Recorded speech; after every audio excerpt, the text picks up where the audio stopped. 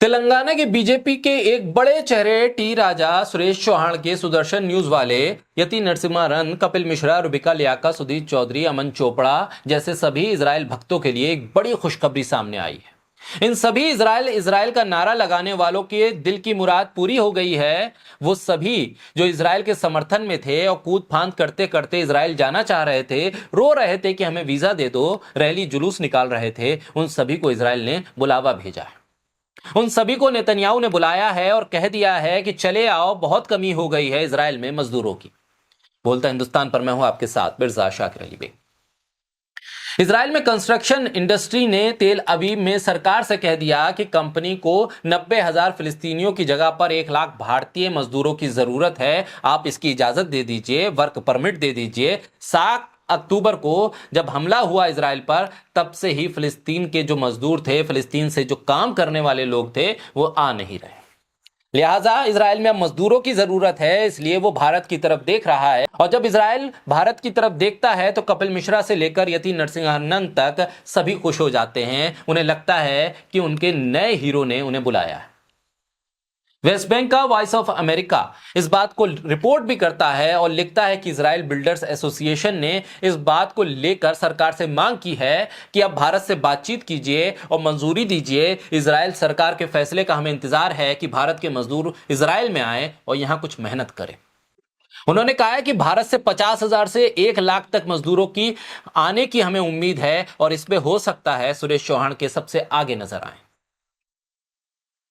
भारत के विदेश मंत्रालय ने इस पूरे मामले पर अभी तक हां या ना कुछ नहीं कहा है, क्योंकि यह वक्त वो है जब लड़ाई चल रही है और भारत सरकार इजराइल में फंसे हुए भारत के लोगों को वापस भारत ला रही है।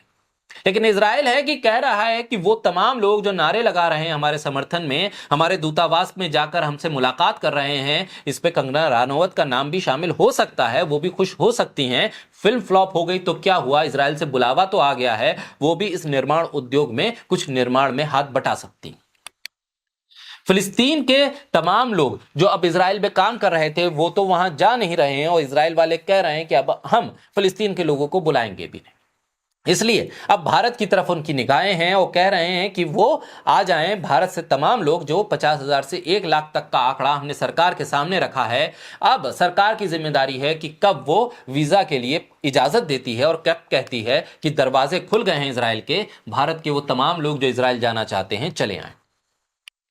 युद्ध की वजह से फिलिस्तीन के जो मजदूर थे वो जा नहीं रहे हैं। जो इजराइल में लगभग 25% की आबादी है जो फिलिस्तीन से आकर इजराइल में काम करते हैं, उनकी आबादी 25% है। इन 25% लोगों की कमी की वजह से इजराइल में जो वर्क इंडस्ट्री है, जो कंस्ट्रक्शन इंडस्ट्री है, उस पर असर पड़ा है। ऐसे में भारत के श्रमिकों की मांग बढ़ने लगी है। कह रहे हैं इजराइल वाले कि ये सस्ते भी हैं और भरोसेमंद भी हैं।